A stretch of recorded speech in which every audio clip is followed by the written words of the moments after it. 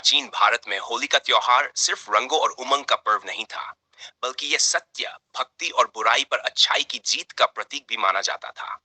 यह त्योहार प्रेम, भाईचारे और ईश्वर के प्रति अटूट आस्था का संदेश देता है। होलिका दहन, अहंकार और अन्याय का अंत। असुरराज ने घोर तपस्या करके यह वरदान प्राप्त कर लिया था कि उसे न कोई मनुष्य, न कोई जानवर, न दिन में, न रात में, न धरती पर, न आकाश में, न अस्त्र से, न शस्त्र से मारा जा सकता है। इस वरदान के कारण वह अत्यंत अहंकारी और क्रूर बन गया। उसने अपने राज्य में आदेश दिया कि कोई भी भगवान विष्णु की पूजा नहीं करेगा, केवल उसकी ही पूजा की जाएगी। लेकिन उसका पुत्र प्रहलाद बचपन से ही भगवान विष्णु का परम भक्त था। वह हर परिस्थिति में ईश्वर की आराधना करता और दूसरों को भी सच्ची भक्ति और प्रेम का मार्ग दिखाता। जब हिरण्यकश्यप को यह पता चला कि उसका अपना पुत्र उसकी आज्ञा का पालन नहीं कर रहा, तो वह क्रोधित हो उठा। उसने प्रहलाद को कई प्रकार की कठोर यातनाएं दी। कभी ऊंचाई से गिरवाया, कभी विष पिलाने की कोशिश की, लेकिन भगवान विष्णु की कृपा से हर बार प्रहलाद बच जाता। होलिका का षड्यंत्र और उसका अंत। हिरण्यकश्यप की बहन होलिका के पास एक जादुई चादर थी, जिससे वह अग्नि में जल नहीं सकती थी। हिरण्यकश्यप ने आदेश दिया कि वह प्रहलाद को गोद में लेकर अग्नि में बैठ जाए, ताकि प्रहलाद जलकर मर जाए। होलिका ने ऐसा ही किया, लेकिन ईश्वर की कृपा से प्रहलाद सुरक्षित रहा और होलिका स्वयं जलकर राख हो गई। यही घटना यह संदेश देती है कि अधर्म और अहंकार का अंत निश्चित होता है और सच्ची भक्ति की सदा विजय होती है। इसी घटना की याद में आज भी होलिका दहन किया जाता है, जिससे यह सीख मिलती है कि बुराई कितनी भी बड़ी क्यों न हो, सत्य और धर्म की ही जीत होती है।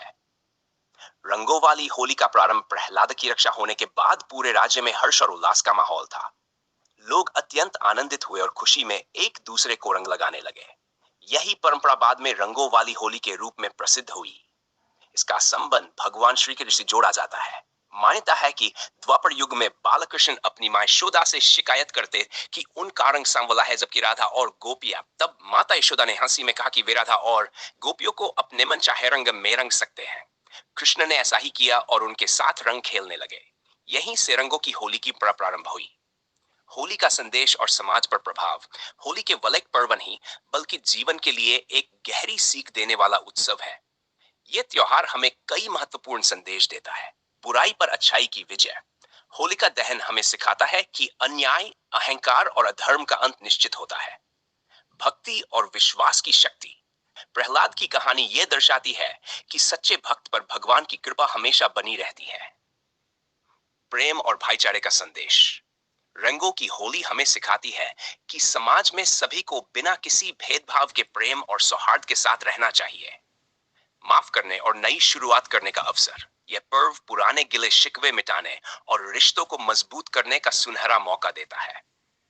आधुनिक समय में होली का महत्व।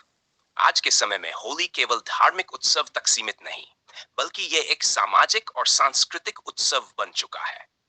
यह लोगों को जोड़ता है और आपसी प्रेम बढ़ाता है।